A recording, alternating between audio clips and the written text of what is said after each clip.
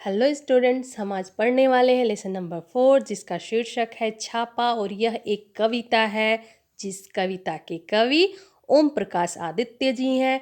तो हमारी आज की जो कविता है वह एक हास्य व्यंग कविता है, यानी आज की जो हमारी कविता है वो हंसी और मजाक से भरी हुई है, जिसे पढ़ने के बाद हमें बहुत ही मज़ा आने वाला है।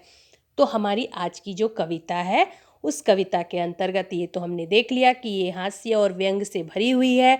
तो इस कविता के अंतर्गत कवि ने आयकर विभाग के छापा के माध्यम से, यानी जो इनकम टैक्स डिपार्टमेंट के लोग होते हैं जो कि छापा मारने के लिए आते हैं, उनके माध्यम से एक सामान्य नागरिक यानी एक आम आदमी की आर्थिक स्थिति, उसकी घर की जो आर्थिक स्थिति होती है उस उनके उस घर की आर्थिक स्थिति का और छापे मारने वाले जो विभाग के लोग होते हैं उनके कार्य प्रणाली, उनके कार्य करने के तरीके को वर्णन किया गया है। किसके माध्यम से? तो हास्य रूप में किया गया है, हास्य के माध्यम से वर्णन किया गया है। साथ ही साथ कवि ने ये भी बताया है कि कभी कभी आयकर विभाग यानी इनकम टैक्स के डिपार्टमेंट के लोगों को गलत सूचना मिल जाती है, गलत जानकारी मिल जाती है, जिसके चलते वो एक आम आदमी के घर में छापा मारने पहुंच जाते हैं। और फिर उनके हाथ में क्या लगता है, उनके हाथ में क्या मिलता है? कुछ नहीं, खाली। यानी गलत सूचना के कारण वो कभी कभी एक आम आदमी के घर में भी पहुंच जाते हैं और उन्हें भी परेशानी होती है, और आम एक सामान्य व्यक्ति होता है उसे भी इस बात की परेशानी होती है। तो ऐसे हालात में फिर वो क्या करते हैं, वो डिपार्टमेंट के जितने भी व्यक्ति होते हैं वो माफ़ी मांगकर लौट जाते हैं। तो इस कविता के माध्यम से हमें कवि क्या सिखाना चाहते हैं, हमें क्या सीख देना चाहते हैं, इन्हें हम देखेंगे इस कविता को देखने और समझने के बाद। तो आइए इस कविता को देखें। उस कविता को देखने से पहले इस कविता के अंतर्गत जो भी कठिन शब्द हैं पहले उन्हें हम देखें। ये जो कि आपकी कविता के पद्य संबंधी है। प्रस्तुत हास्य व्यंग कविता में कवि ने आयकर विभाग के छापे के माध्यम से आम आदमी की आर्थिक स्थिति, छापा मारने वालों की कार्यप्रणाली को दर्शाया है। कवि द्वारा किया गया छापे का वर्णन व्यंग्यात्मक हास्य उत्पन्न करता है, जो कि आज की हमारी ये कविता है। कठिन शब्द है गरजना, यानी जोर से कड़क कर बोलना। मुद्रा, यहाँ पे आप इस बात को ध्यान देंगे कि हमारी आज की जो कविता है इस कविता में एक ही शब्द वाले के दो अर्थ होते हैं, जो कि यहाँ पे हमको देखने को मिलेगा। ऐसे बहुत से शब्द हैं जो कि नाम एक ही है लेकिन उनके अर्थ अलग अलग है, एक ही शब्द के दो अर्थ। यहाँ पे एक शब्द है मुद्रा। मुद्रा का अर्थ होता है सिक्का, जिसे हम करेंसी कहते हैं। एक है दूसरा शब्द फिर से है मुद्रा। तो एक मुद्रा का अर्थ होता है सिक्का और एक मुद्रा का अर्थ होता है मुख मुद्रा, यानी कि हमारे चेहरे का हाव भाव।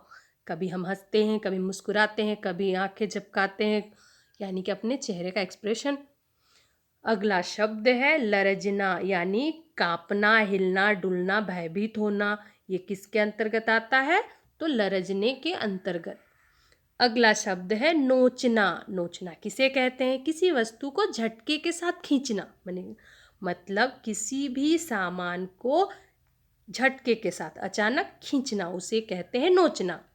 अगला शब्द है पिंपिया, यानी कि ढोल के आकार के लोहे के बने हुए छोटे पात्र। आपने अपने घरों में, अपने किचन में देखा होगा कि जो वो बने हुए होते हैं वो ढोल के आकार के होते हैं बर्तन, जिसमें हम अनाज, आटा या गेहूं इत्यादि रखने का काम करते हैं, वो डब्बे। अगला शब्द है टटोलना।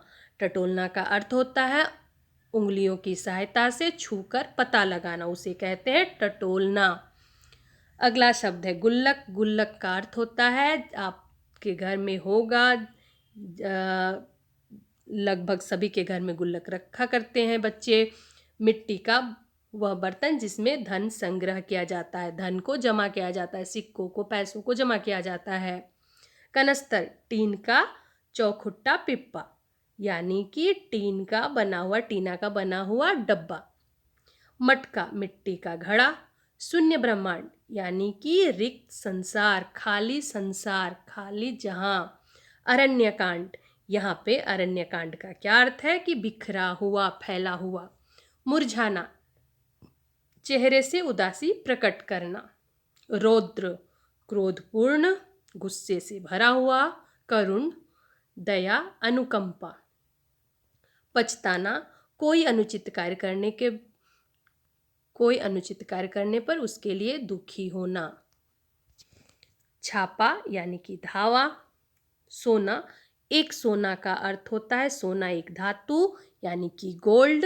एक सोना का अर्थ होता है नींद। और एक स्वर्ण का अर्थ होता है सोना जिससे आभूषण बनते हैं। और एक है सुवर्ण, सुवर्ण का अर्थ होता है सुंदर अक्षर। अगला शब्द है रोष, रोष का अर्थ होता है क्रोध। काव्य यानी कि कविता।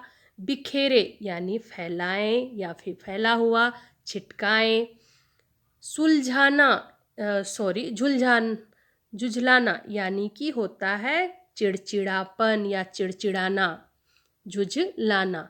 अनधिकृत, अनधिकृत का अर्थ होता है जिसके लिए अधिकार ना मिला हो, यानी ऐसे बहुत से लोग होते हैं जो कि अपना इनकम का टैक्स नहीं देते हैं, जो उनके लिए इस धन का अधिकार नहीं मिलता, उसे अनधिकृत धन कहते हैं।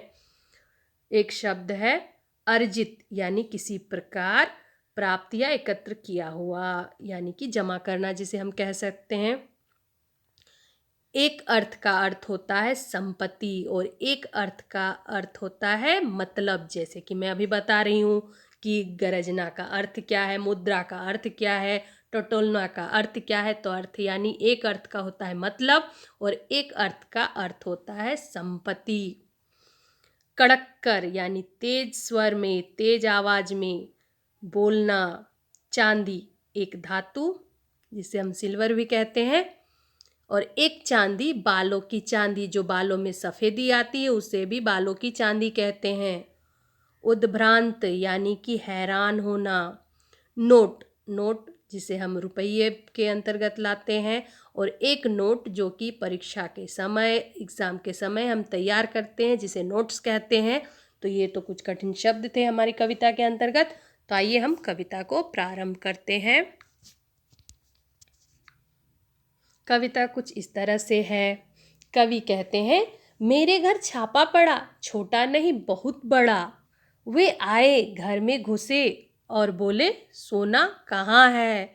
यानी कि इनकम टैक्स के डिपार्टमेंट के लोग आए कवि के घर में और वो भी छापा छोटा मोटा नहीं पड़ा, बहुत बड़ा पड़ा।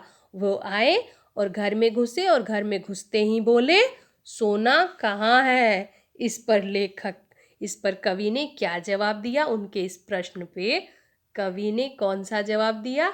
मैंने कहा मेरी आंखों में है, कई रात से नहीं सोया हूँ। यहाँ पे आयकर विभाग वाले सोना में कौन सा सोना मांग रहे हैं? गोल्ड मांग रहे हैं। और वो किस सोने की बात कर रहे हैं? तो नींद में सोने वाली बात कर रहे हैं। और वो कह रहे हैं कि हाँ, नींद तो मेरी आंखों में है, मैं कितनी रातों से नहीं सोया हूँ।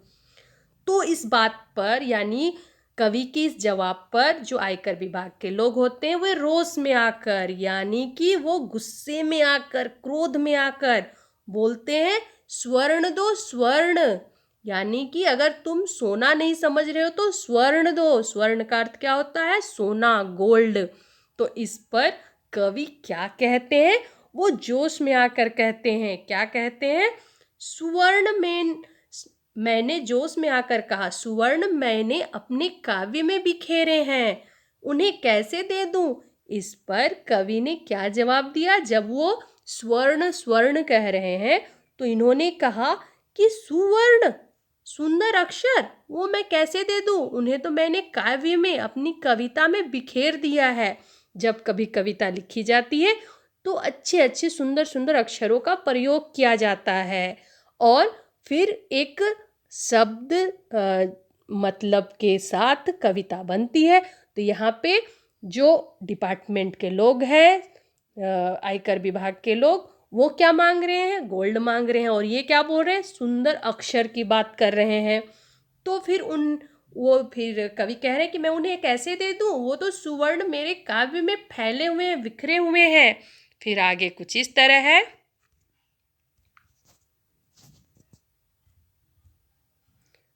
फिर कहते हैं कवि, वे झुंझलाकर बोले। जब कवि ने उनके इस प्रश्न पर भी टेढ़ा जवाब दिया तो वो झुंझलाकर यानी चिड़चिड़ापन में आकर बोले, तुम समझे नहीं, तुम्हें फिर उन्होंने कहा कि तुम समझे नहीं, हमें तुम्हारा अनधिकृत रूप से अर्जित धन चाहिए, अर्जित अर्थ चाहिए। तो फिर उन्होंने, जो आयकर विभाग के लोग हैं, उन्होंने कहा नहीं नहीं, तुम हमारी बात को नहीं समझे, हमें क्या चाहिए, तुम्हारा अर्जित धन, यानी कि जो तुमने धन कमाया है, एकत्रित करके रखा है जो धन, हमें वो चाहिए, वो अर्थ चाहिए। अर्थ का मैंने पहला अर्थ क्या बताया था, संपत्ति, और अर्थ का दूसरा अर्थ होता है मतलब। तो यहाँ पे जो डिपार्टमेंट के लोग होते हैं आयकर विभाग के, वो क्या कहते हैं कि हमें तुम्हारा अनधिकृत मैंने अभी अभी बताया, जिसके लिए अधिकार ना प्राप्त हो, जिसका हमने इनकम टैक्स नहीं दिया, वो धन चाहिए। तो फिर मैं मुस्कुराकर बोला। इस पर कवि ने फिर क्या जवाब दिया, मैं मुस्कुराकर बोला, अर्थ नई कविताओं में है, मैंने जो नई कविता लिखी है उसमें अर्थ है, उसमें मतलब है, आप ढूंढ लो, तुम्हें मिल जाए तो ढूंढ लो। यानी कि ये रही कविता मेरी नई जो लिखी हुई है, इसके अंतर्गत बहुत से अर्थ है, अगर अर्थ तुम्हें मिल जाए तो तुम ढूंढ लो। तब उनके इस जवाब पे, कवि के जवाब पे, वे कड़क कर बोले, चांदी कहाँ है। तब उन्होंने तेज आवाज से बोली, कड़क कर बोले यानी कि तब उन्होंने तेज आवाज से बोली, अपने बोल को बोला और कहा, चांदी कहाँ है। अगर सोना नहीं समझ रहा है तो चांदी तो बता दे भाई, कि चांदी कहाँ है। मैं भड़क कर बोला। जब वो कड़क कर बोले तो ये भड़क कर बोले, यानी गुस्से में बोले, मेरे बालों में आ रही है धीरे धीरे, यानी कि मेरे बाल देख लो, धीरे धीरे वो सफ़ेद हो रहे, उसमें चांदी आ रही है, धीरे धीरे उन्होंने कहा। अगले पैराग्राफ में फिर क्या है, फिर उन्होंने कहा, जब कवि ने कहा भड़क कर मेरे बालों में आ रही है धीरे धीरे, तो वे उद्भ्रांत होकर बोले। तब उन्होंने हैरान होकर कहा कि अरे ये हमारी बात को कुछ भी समझ ही नहीं रहा है, हम क्या मांग रहे हैं, ये क्या बोल रहा है। तब उन्होंने उद्भ्रांत होकर बोले, यानी कि तब वो हैरान होकर बोले, यह बताओ तुम्हारे नोट कहाँ है। तब उन्होंने क्या कहा, अच्छा बताओ तुम्हारे नोट कहाँ है। तो फिर कवि ने क्या जवाब दिया, परीक्षा से 1 महीने पहले करूँगा तैयार। जब उन्होंने नोट मांगा तो इन्होंने नोट्स की बात की, तो इन्होंने कहा कि हाँ हाँ नोट्स तो है, होते हैं, लेकिन अभी फ़िलहाल मेरे पास नहीं है, जब मेरा एग्ज़ाम होगा, मेरा परीक्षा होने वाला होगा, उसके 1 महीना पहले तैयार करूँगा, अभी फ़िलहाल मेरे पास कोई भी नोट नहीं है। तो इनके ये जो आयकर विभाग के लोग आए थे, उन्होंने क्या पूछ रहे थे और उसका जवाब कवि क्या दे रहे थे, ये तो हमने देखा, ये बहुत ही मज़ेदार था। तो इन पदों के साथ जो हम आज के कविता का अर्थ लिखेंगे वो लिखेंगे। पहला जो हमारा अर्थ है यहाँ से यहाँ तक है, मेरे घर छापा पड़ा, छोटा नहीं बहुत बड़ा, वे आए घर में घुसे और बोले, सोना कहाँ है। मैंने कहा मेरी आंखों में है, कई रात से नहीं सोया हूँ। वो रोश में आकर बोले, स्वर्ण दो स्वर्ण। मैंने जोश में आकर कहा, सुवर्ण मैंने अपने काव्य में बिखेरे हैं, उन्हें कैसे दे दूँ। इस पद का आप अर्थ लिखोगे कि प्रस्तुत कविता में आयकर विभाग के लोग जो होते हैं वो छापा मारने के लिए आते हैं, उसी का वर्णन किया गया है। और कवि कहते हैं कि उनके घर में आयकर विभाग का बहुत बड़ा छापा पड़ा था। छापा मारने वाले उनके घर में घुसकर उनसे सोने का, देखिए जब आप सोना लिखेंगे तो यहाँ पे खास शब्द क्या है, सोना, यानी सोने का जिक्र कीजिएगा, जिसे आप एक हरे अवतरण चिन्ह में डालेंगे। अर्थात स्वर्ण यानी धातु के बारे में पूछा, तब उन्होंने, कवि ने व्यंग्यात्मक रूप से, मजाक के रूप में उसका जवाब देते हुए कहा कि सोना। फिर से यहाँ पे सोना जो लिखेंगे उसको एक हरा उतरण चिन्ह में सिंगल इन्वर्टेड कोमा में लिखिएगा। उनकी आंखों में है। सोना कहाँ है? तो उनकी आंखों में है, क्योंकि वो बहुत दिनों से नहीं सोए हैं। जब छापा मारने वालों ने उनके सवाल का सही जवाब नहीं मिला, तब उन्होंने क्रोधित होकर पूछा, गुस्से में होकर पूछा, अलग तरीके से सवाल पूछते हुए कहा, स्वर्ण, स्वर्ण के बारे में पूछा और उनसे स्वर्ण अर्थात सोना मांगने लगे। तो कवि ने जोश में आकर कहा, जवाब दिया कि सुवर्ण, सुवर्ण उनकी कविता में बिखरे हैं और वे इस स्वर्ण को उन्हें नहीं दे सकते हैं। तो फिर आगे फिर क्या हुआ, यहाँ पर हम देखेंगे कि कवि ने अपने जवाबों के माध्यम से यानी अपने जवाबों के जरिए स्पष्ट कर दिया, साफ कर दिया है कि एक लेखक के लिए उसके शब्द स्वर्ण की भांति मूल्यवान है। यानी कि एक कवि के लिए जो उनके लिखावट होती, जो उनकी रचना होती है, उसके एक एक शब्द, एक एक वर्ड बहुत ही इम्पोर्टेंट होता है, बहुत ही महंगा होता है, मूल्यवान होता है, सोने की तरह, गोल्ड की तरह। यानी कि जब वो स्वर्ण मांग रहे हैं तो ये अपनी सुवर्ण की बात कर रहे हैं। वही शब्द, वही लेखनी उसकी संपदा है यानी यही चीज़ें उसकी खजाना है, जिससे वह किसी भी कीमत पर छोड़ना नहीं चाहता। और इन किसी भी कीमत पर कवि इन मूल्यों को, अपनी इन चीज़ों को नहीं छोड़ना चाहता। इसको हमने पहले पैराग्राफ में देखा। अब दूसरे पैराग्राफ में हम देखेंगे।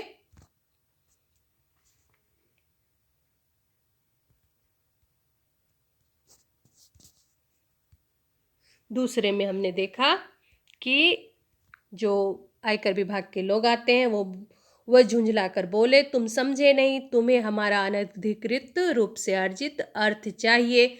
मैं मुस्कुराकर बोला, अर्थ मेरी नई कविताओं में है, तुम्हें मिल जाए तो ढूंढ लो।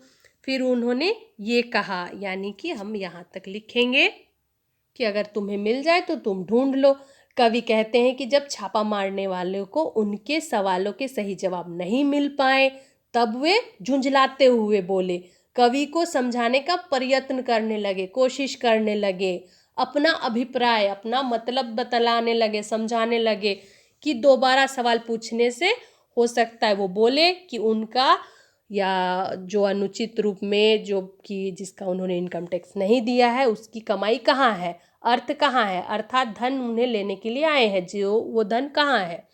इस पर कवि ने उनके सवाल का जवाब मुस्कुरा कर देते हुए कहा कि उनकी नई कविताओं में अर्थ छिपा हुआ है, यदि उन्हें मिल जाए तो वो अर्थ ले सकते हैं। यहाँ पर कवि ने ये भी साफ किया है कि उनका काव्य ही उनकी धन दौलत है। अंतिम जो हमारा आज के वीडियो के माध्यम से जो कविता है वो है, इस पर वे कड़क कर बोले, वे कड़क कर बोले, चांदी कहाँ है? मैं भड़क कर बोला, मेरे बालों में आ रही है धीरे धीरे। वे उद्भ्रांत होकर बोले, तब वो क्या हुए? हैरान होकर बोले, यह बताओ तुम्हारे नोट कहाँ हैं? तो फिर कवि ने क्या जवाब दिया, परीक्षा से 1 महीने पहले तैयार कर लूँगा।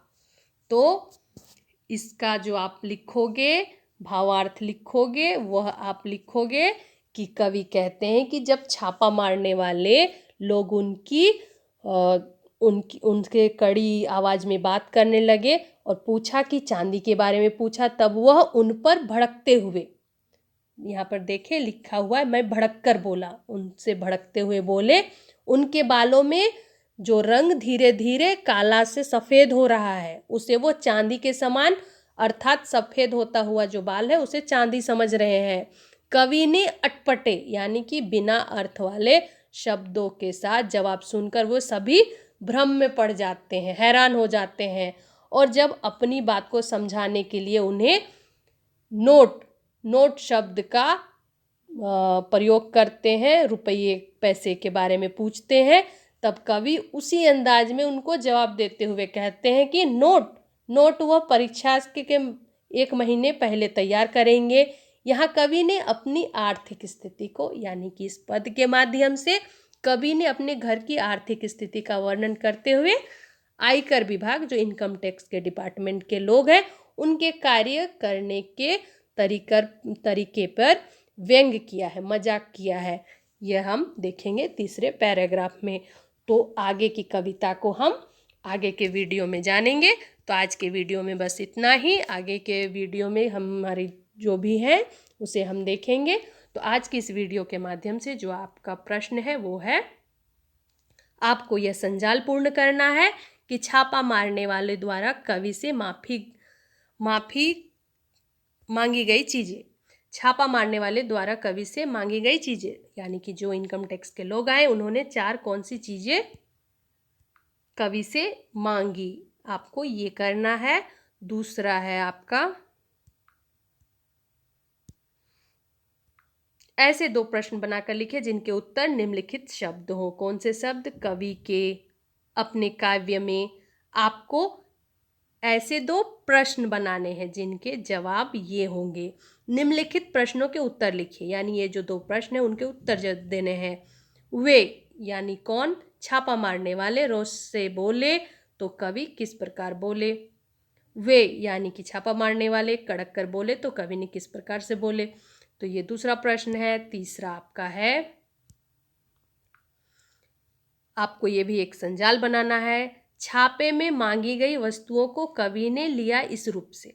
जब सोना मांगा तो एक धातु के रूप में मांगा, तो उन्होंने कौन से सोने की जिक्र की, किसके बारे में उन्होंने जिक्र की, ये आप बतलाना है आपको। और फिर यही आपको एक संजाल को भरना है, यानी कि आपको भी मैंने डिटेल में बहुत ही विस्तार से समझाया है कि जब वह सोना यानी कि धातु सोना का जिक्र करते हैं तो लेखक कवि कौन से सोना का जिक्र करते हैं।